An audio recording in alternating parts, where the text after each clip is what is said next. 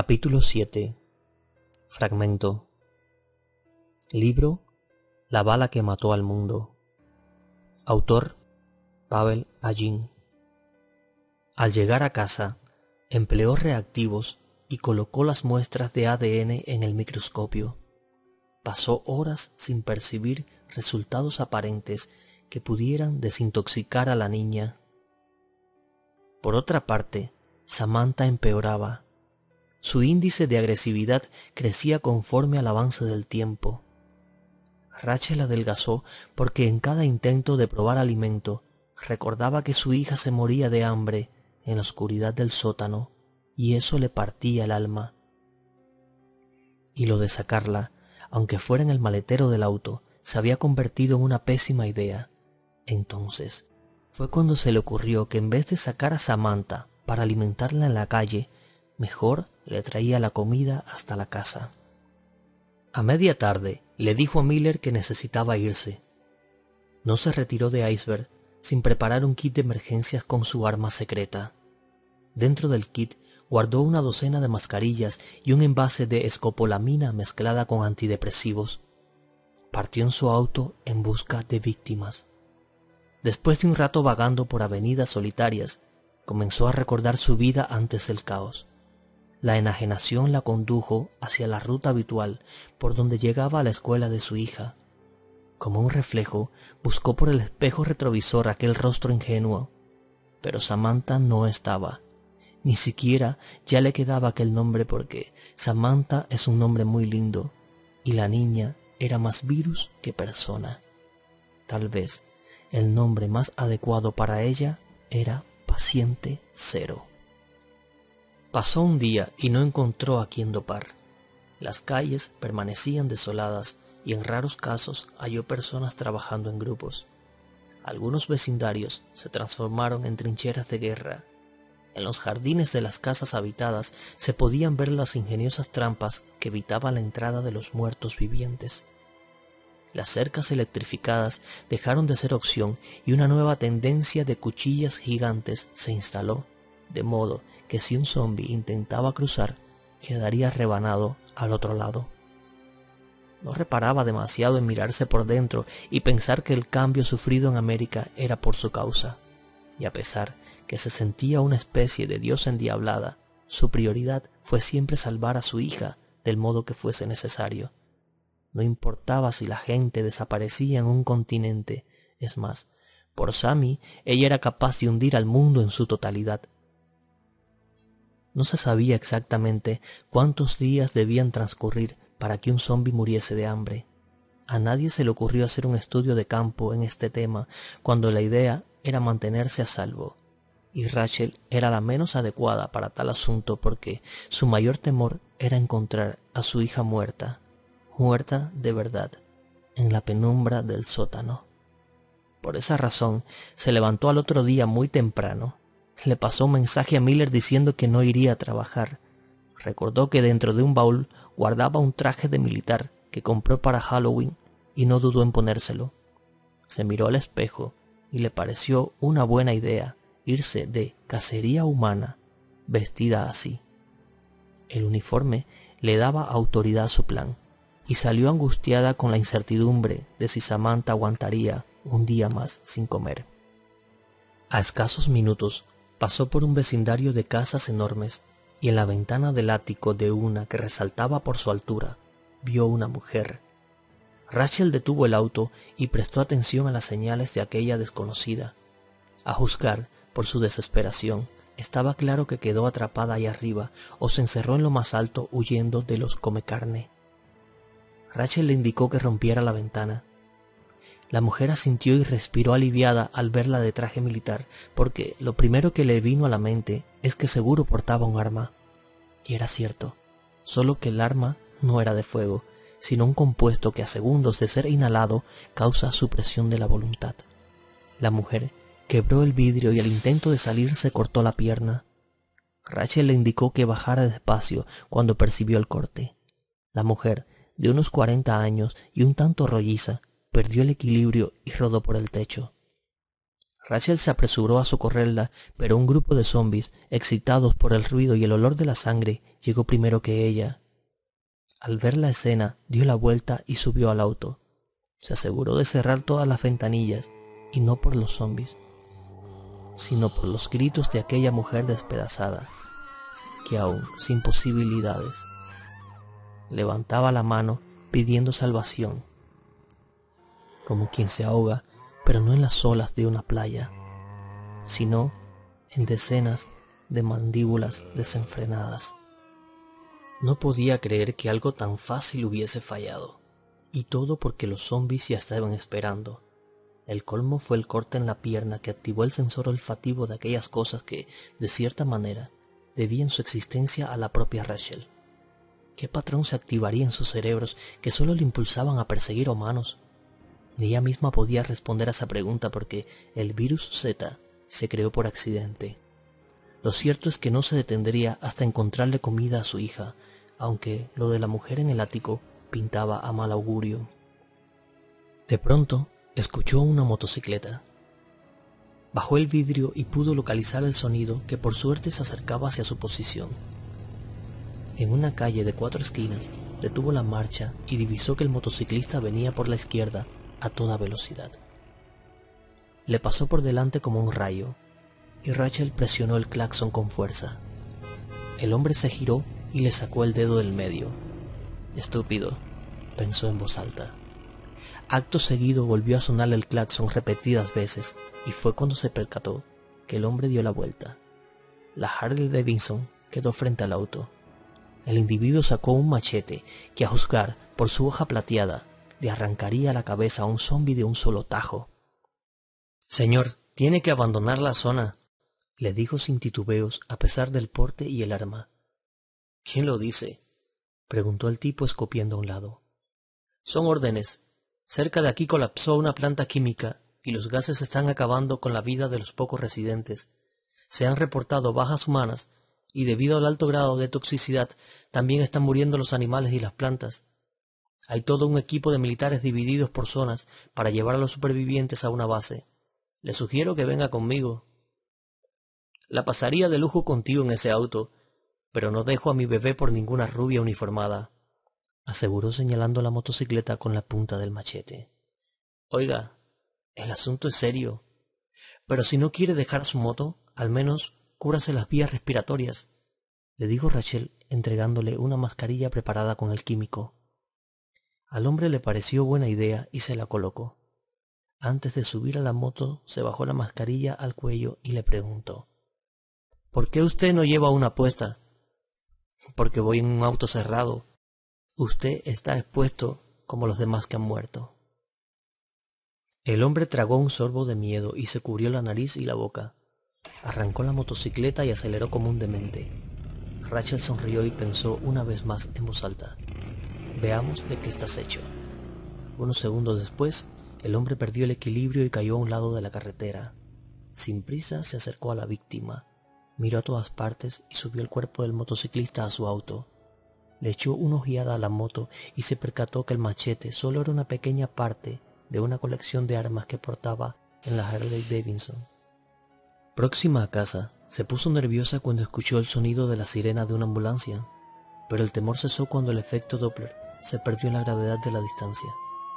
Sin más testigos en los alrededores, bajó el cuerpo drogado del motociclista. La barba rojiza le sumaba años en apariencia, al igual que su chaqueta le daba cuerpo. Al final, se trataba de un flacucho barbudo que no pasaba de los 35. Aún así, le resultó pesado arrastrarlo por parte de la casa. Frente a la puerta del sótano, tomó una bocanada de aire. Apoyó el oído, pero no escuchaba siquiera aquel sonido terrorífico que emiten los condenados cuando dejan de ser humanos para transformarse en esas bestias. ¿O acaso es al revés? Con sumo cuidado, abrió la entrada y con la linterna del móvil buscó a su hija entre las sombras del sótano. La encontró sentada, recostada a una pared, demasiado débil, como una marioneta sin hilos. Rachel suspiró y arrojó con fuerza el cuerpo del motociclista escaleras abajo. Con las últimas fuerzas, Samantha se lanzó con ímpetu sobre el cuerpo y le arrancó trozos de piel antes que pudiese llegar al suelo. Exaltada por la escena, cerró la puerta con fuerzas y se tapó los oídos, los ojos y deslizó sus manos a la boca. De alguna manera intentó suprimir los sentidos, pero aún logrando no oír, no ver y no gritar, escuchaba voces en su cabeza y veía en su interior un alma asesina. Días más tarde regresó el pánico de saber que Samantha necesitaba otro cuerpo. No se podía concentrar en hallar la forma de curarla cuando al paso del tiempo su hija requería comer. Por más que lo intentaba, le venían imágenes a la mente que la sacaban del paso. De igual manera debía hacerlo. No le quedaba otra opción, y dado que la primera vez le salió bien, justo al cumplirse la primera semana desde que capturó al motociclista, salió a la calle para repetir el procedimiento. El rumbo era hacia cualquier parte. Por más que quisiera intuir la dirección correcta donde hallar una persona aislada, pasaban las horas y lo único que encontraba era una ciudad desolada. Bastaron un par de horas para encontrarse a una mujer saliendo de un supermercado abandonado. Apenas portaba una bolsa a la mitad. Rachel miró a ambos lados y no vio a nadie en los alrededores, ni vivos ni muertos con vida. Se bajó del auto como si fuera a raptarla antes de brindarle la mascarilla. «Señora», le gritó cuando se percató que la mujer se alejaba a taconazos raudos. Al ver que no se detenía, la persiguió portando una de las mascarillas intoxicadas. «Deje de perseguirme», suplicó la mujer. «Espere, por favor, solo trato de ayudarla», mintió. La mujer se volteó con lagrimones en los ojos. Le temblaban las manos, los labios y seguramente el alma. «¿Qué quiere de mí?», preguntó angustiadísima. «Ayudarle. Confíe en mí. ¿Lo ve? Soy médico del ejército. Cálmese y escuche. Debido a la detención de los sistemas de enfriamiento en la planta de gas, se provocaron explosiones que incendiaron diversas zonas. El fuego consumió a miles de muertos vivientes y debido al incidente es muy probable que el virus esté en el aire. Es mejor que se cubra las vías respiratorias». La mujer bajó la mirada y le preguntó: «Oficial, ¿no tienes más de esas?». Rachel quedó pasmada y antes de lanzar su pregunta, escuchó la voz de una niña desde la ventanilla de un auto. «Mami, ¿por qué estás hablando con la policía?». A Rachel se le heló la sangre. Pero eso no fue todo. Aquella niña tenía un parecido a Samantha, o al menos eso le gritó el subconsciente. Desde que el virus arrasó con más de media ciudad, no recordó ver a un niño en las calles. La mujer guardó la bolsa dentro del auto y le respondió a su hija: «No es nada, amor. Ella nos quiere ayudar, ¿verdad que sí?». Rachel asintió. «Señorita, ¿tiene una pistola?». «No, yo soy médico militar. Curo a las personas. Y si se encuentra con los hombres feos y malos, mi papá dijo antes de marcharse que no se pueden curar y por eso les dispara así. ¡Pau! ¡Ping! ¡Pum!», dijo la pequeña entusiasmada, simulando una pistola con sus manos y lanzando disparos ficticios desde la ventanilla. «Esta niña habla demasiado», le interrumpió la madre. «No, tranquila, yo también tengo una hija, solo que mi Sammy es muy tímida», dijo con la mirada descolgada. «Entonces, ¿solo le queda una de esas?», inquirió la mujer con los ojos puestos en la mascarilla. «Mire», le indicó Rachel, «aléjese lo más que pueda en esa dirección». La mujer le dio las gracias y se despidió. Tal como pasó la vez anterior, el primer intento fue fallido, una porque resbaló al salir del ático y los zombies se adelantaron alocados por el olor de la sangre, la otra porque viajaba con su hija, y por más que pensara en los días que llevaba Samantha sin probar alimento, no dejaría a esa niña huérfana de madre. Además, recordó cuando dijo con esa voz de hormiga que su padre se había marchado. ¿Quién abandona a su mujer y a una niña en una situación así? Solo si el padre se marchó en varios pedazos hasta el estómago de los hombres feos y malos, como ella misma dijo. El sol se marchó de Atlanta, llevándose su abanico de luz, y con él se fue también la esperanza de una madre que regresó con nada para alimentar a su hija. El indicador de gasolina marcaba la línea de vacío. Rachel lo repuso con parte de la reserva que guardaba en el garaje, porque al día siguiente saldría otra vez. No le importaba otra cosa que mantener a su hija con vida. Haría lo que fuera hasta el final. Esa niña cambió la historia cuando la reconoció en aquel sótano, cuando le acomodó el cabello detrás de la oreja en vez de pegarle una brutal mordida, la que en algún lugar de su mente, cargada de virus y olvido, encontró un recuerdo de su madre. En la habitación se despojó del falso uniforme y se dio una ducha. En ocasiones, el golpe de aire de las tuberías le negaba un rociado continuo. Vivía en una zona privilegiada, con todos los servicios básicos en funcionamiento, pero sabía que eso no duraría para siempre.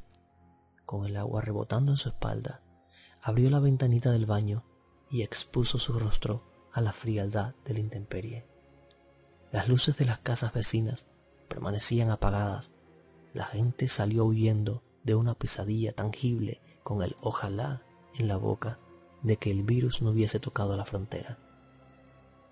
Con la piel fresca, pero la mente turbia, se acostó a pensar en cómo las cosas habían llegado hasta ese punto, y a pesar del daño, lo único que deseaba era volver a acariciar a su hija, abrazarla sin igualar estatura, para apretarle suave la cabecita contra su abdomen y decirle sin palabras que la llevó 9 meses en el vientre. En ocasiones cerraba muy fuerte los ojos y pactaba con el universo la mitad de sus años de vida si su hija volvía a ser como antes. Luego recordaba que la única en el universo que podía salvarla era ella misma. Así pasó un largo rato, buscando soluciones científicas y espirituales, hasta que se quedó rendida de sueño. El amanecer olía a tierra mojada. Por la ventana se escurrían gotas de lluvia que entrecortaban su curso en la superficie del cristal. En el centro de la cama, con los dedos hundidos en el cabello, Rachel se preguntaba qué tan probable sería encontrar a alguien en un día como ese. Sin embargo, se vistió nuevamente de militar y con el dolor de su alma desayunó como una reina, porque el acto de subir un cuerpo a su auto y luego arrastrarlo hasta el sótano conlleva una fuerza a la que ella no estaba adaptada. Antes de partir, besó la puerta maldita como despidiéndose de su hija y prometió volver acompañada. Rachel salió desesperada, con la duda si encontraría a un ser vagando bajo la pertinaz llovizna. Al cabo de 9 millas cesó la lluvia. Apagó los limpiaparabrisas y estacionó frente a un hotel desolado. Por curiosidad, se adentró en el recinto y se percató que el dueño no reparó en recuperar más que su vida. En el lobby colgaban hermosas pinturas de la vanguardia y los muebles y las plantas sintéticas permanecían intactas. Sus pasos la llevaron más allá y atravesó un pasillo con una sala de juegos a un lado y al otro una piscina cubierta con hojas secas. Se dejó llevar más aún y subió un par de pisos. Un cuarto de avituallamiento despedía un olor a jabón y sábanas húmedas desde el interior. Rachel sintió la comodidad de sus pasos sobre la alfombra y fue dando golpecitos con la uña a los farolitos que se extendían por el pasillo, solo que llegó a un punto donde la oscuridad era casi absoluta y regresó. A la vuelta quiso llegar hasta el extremo por donde entraba mucha luz debido a una gran ventana que daba a la calle. Desde allí observó la soledad de una Atlanta hundida por sus propias manos. Sin embargo, no era una soledad absoluta, pues acababa de ver a un sujeto subir a un auto. Como un relámpago bajó a las escaleras, saltándose incluso algunos peldaños. La adrenalina bombardeaba su pecho porque era consciente del peligro de enfrentarse a la gente. En la calle, repasó la ubicación del sujeto desde la perspectiva de la ventana. Una vez convencida, se colocó una mascarilla sin el químico y aceleró con tanta fuerza que las llantas patinaron a la salida. Por suerte, el hombre permanecía en el mismo lugar. Rachel tomó aire y se le acercó. «Buenos días. Hay una orden de evacuación debido a los vapores radiactivos en este perímetro.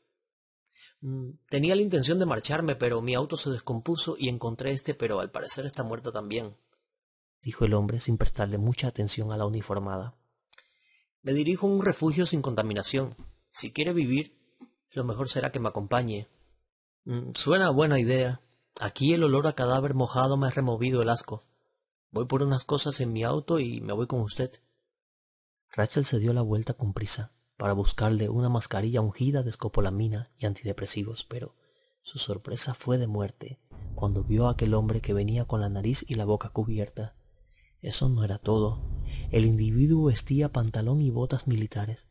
El atuendo lo completaba una camiseta blanca que de tanto lavarse daba la sensación que se rompería más fácil que la tela de un mosquitero podrida. Una cadena plateada le rodeaba el cuello y terminaba en un par de chapas con algo grabado, y para completar llevaba ese corte de cabello bien bajo como un cepillo. En la mano portaba una maleta pequeña. Seguramente se trataba de otros trucos que usan los militares para la supervivencia. Era tarde para inventarle una excusa como a la mujer del supermercado. El tipo ya se había subido al auto mientras silbaba una melodía que acompañaba con palmaditas en la base de la puerta. Rachel se subió también y se puso en movimiento. Se creyó perdida. Le acababa de decir a un verdadero soldado que a causa de vapores radiactivos debían evacuar el perímetro. Seguramente era un militar bien entrenado y las cosas salieron mal cuando el hombre portaba su propio kit de primeros auxilios. No pensaba en otra cosa que buscar la manera de hacer que se quitara esa mascarilla para darle la bautizada por los químicos, pero ¿cómo? Si hasta el diseño era diferente. Por cierto, me llamo Larry, le dijo extendiéndole la mano. Lo siento, pero desde la epidemia no saludo con contacto físico, le respondió ella sin quitar los ojos de la carretera. El hombre hinchó el labio inferior al mismo tiempo que movió la cabeza a un lado, aceptando la lógica de la frígida respuesta. ¿Para quién trabajas? Digo, si se puede saber, apuntó irónico. Soy médico del ejército. Con esto del virus pasamos a formar parte de un equipo especializado de búsqueda y rescate en zonas afectadas por desastres tecnológicos. Recibimos órdenes directas desde la Casa Blanca. ¿Y tú? El hombre volteó el rostro para mostrarle una enorme línea que dividía su cráneo. ¿Ves esta cicatriz? Rachel la analizó desde el punto de vista médico y se percató que fue algo grave. Bien, trabajaba para la policía y en un enfrentamiento con un sujeto en un bar le rompí el hígado con mis puños. Estaba borracho. El hombre murió y yo fui a la cárcel. Pensé que pasaría el resto de mi vida ahí dentro, hasta que llegó esto de los muertos vivientes y en un motín escapé con suerte de entre las balas y los zombies. A los pocos días me presenté al ejército, pero por mis antecedentes me asignaron a un puesto de bomberos. Durante un incendio entré a un edificio que era más llamas que concreto y, de salida, me cayó una viga de hierro en la cabeza. Uno de mis compañeros me rescató. Lo supe porque cuando salí del hospital fui al puesto de bomberos y en mi casillero dejó una nota y estas chapas plateadas con su nombre. Allí no quedaba nadie. ¿Cuánto tiempo estuviste hospitalizado? No lo sé exactamente. Recuerdo que desperté y en el hospital tampoco había nadie. Es decir, nadie con vida. El silencio absoluto me hizo levantarme con dificultad de aquella cama. Quité la aguja de mi mano y un dolor insoportable casi me deja tirado en el suelo. Me lavé la cara en el baño, cuidando de no mojar los vendajes. En los pasillos había mucha sangre y en un cubículo vi a 3 de esos malditos comiéndose a un interno. Al percatarse de mi presencia, se voltearon con las bocas y las manos entintadas de rojo. Lo recuerdo bien. Levantaron la nariz varias veces para olfatearme desde la distancia. Entonces comprendí que mis únicas armas eran mis pies y mi instinto de supervivencia. Larry siguió contando cómo escapó del hospital y otras hazañas, pero la voz del pensamiento de Rachel bloqueó las palabras de su acompañante, simplemente porque necesitaba ideas. Frente a su casa, frenó bruscamente y señaló con el dedo. Allí. Vi una persona dentro de esa casa. ¿Estás segura? ¿Era una persona o una de esas cosas enfermas? Estoy convencida que se trata de una persona. Quédate aquí. Echaré un vistazo. Ni modo. Te acompaño. Ocurrió exactamente lo que quería. Esa era su casa. Conocía cada rincón como las líneas de su mano. Tendría toda la ventaja del mundo sobre el soldadito puños de acero, excepto por un detalle muy importante. En algunos sitios, especialmente en la sala, había fotos de ella junto a Donovan y Samantha. En cuanto entraron, le indicó que separarse era la mejor idea. Rachel se fue a la cocina Agarró un cuchillo afilado de buena punta. Por precaución, guardó los demás dentro de la nevera. Mientras tanto, Larry no pudo evitar mirar una fotografía familiar en uno de los pasillos de la casa. La descolgó de la pared y reconoció a Rachel. ¿Qué estás tramando, hija de perra? A partir de esos momentos, ambos actuaron con sigilo. La casa era enorme, pero no infinita. Los minutos de cacería humana fueron eternos. Esta vez no existía la posibilidad de un plan B. Las reglas del juego son simples. O atrapas o te atrapan. Y en uno de los ángulos de la casa, donde la luz te juega una mala pasada y coloca tu sombra delante, Rachel se agachó y esperó el momento justo para clavarle el cuchillo en la pierna. El hombre lanzó un grito con las venas del cuello hinchadas de blasfemias. Rachel escapó como una gacela, aplaudiéndose por dentro. De haberse levantado para apuñalar a Larry más arriba, el hombre tal vez reaccionaría con buenos reflejos y la defensa se hubiese convertido en ataque. El dolor se volvió tenaz. Larry miraba a todas partes mientras rompía su camiseta blanca con las manos y los dientes. Cuando estuvo listo, se sacó el cuchillo y se amarró los jirones de tela para tapar la herida. Samantha se levantó del suelo de aquel sótano maldito, encendida por el olor de la sangre. Con la brújula de su nariz se dirigió a la primera entrada, por donde estaban los estantes con las herramientas de Donovan. Parecía poseída. Rasgaba las paredes con las uñas y torcía el cuello a todas las partes para localizar de una vez y por todas de dónde venía ese olor. Finalmente tropezó con la escalera principal y, apoyada de manos y piernas, gateó hasta llegar a lo más alto. Sin poder ir más allá, comenzó a dar golpes que sacudieron los tablones de la puerta. Rachel escuchó los garrotazos y pensó: esto no puede ser. Recordó que la llave de esa puerta colgaba a un lado a la altura de los ojos. Si ese hombre descubría a Samantha, su hija estaría frente a un loco que mata gente con puñetazos al hígado. Y sí, Samantha era un zombi, pero también era una niña de 10 años. Sin perder el mínimo de tiempo, corrió hasta el laboratorio y preparó un potente sedante que depositó en una jeringa. Incluso, sabiendo que Larry estaba herido, tenía las de perder. Así que bajó al sótano, por donde mismo escapó su esposo el día que Samantha regresó de la muerte. El cadáver descompuesto del motociclista le revolvió el estómago. Con la linterna de su teléfono, evitó mirar hacia abajo. Lo que más le preocupaba no era que su casa se estuviese convirtiendo en un cementerio, sino la reacción de su hija al percatarse de que alguien más estaba allí abajo. De pronto cesaron los golpes. Rachel levantó el teléfono y descubrió el rostro pálido de la niña. Entonces temió lo peor. Samantha fue en su búsqueda y por falta de coordinación se perdieron sus pasos y cayó por las escaleras como una muñeca de plástico. La madre, movida por el instinto, se adelantó para ayudarla, pero Sammy le lanzó un zarpazo que pasó a milímetros de su piel. Un sorbo de saliva amarga se deslizó por su garganta de tan solo imaginar que se hubiese llevado un rasguño, y otro tan amargo como el anterior cuando vio la sombra de Larry bajo el resquicio de la puerta. Otra vez observó a la niña con angustia y subió deprisa. Samantha se puso de pie y la siguió con los brazos hacia adelante. A Rachel se le erizó la piel cuando la vio arrastrarse por los escalones como un demonio. El cabello largo le caía frente a los ojos y de su garganta se escapaban unos gruñidos espeluznantes, similares a los de los gatos cuando pierden la paciencia. Del otro lado, la sombra se alejó. Samantha estaba a un paso de su madre y levantó el brazo tratando de alcanzarla. Entonces, sus miradas se conectaron. Rachel la tomó de la mano y la ayudó a ponerse de pie. Fue un momento único. Ella sabía que su hija no podía descifrar aquella sonrisa pura, pero se sentía feliz de tenerla tan cerca y, sobre todo, viva.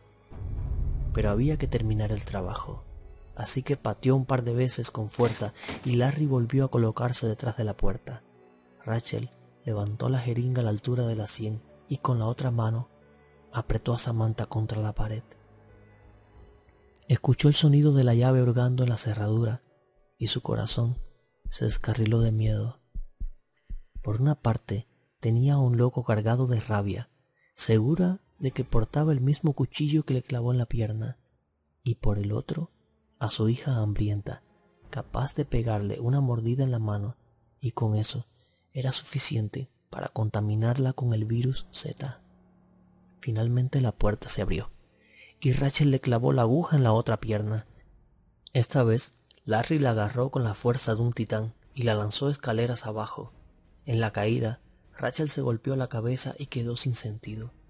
El hombre se frotó la zona del pinchazo preguntándose qué rayos le había inyectado esa demente, cuando de repente levantó la vista y ahí la vio, frente a él, con el cabello hacia adelante como una cascada, la primer zombie de este mundo. La niña se abrió el pelo hasta dejar solamente descubierta la nariz y la boca, y un trago de saliva con olor a sangre chasqueó en su estómago vacío. Larry negó con temor, y sus piernas fallaron al mismo tiempo, quedando de rodillas.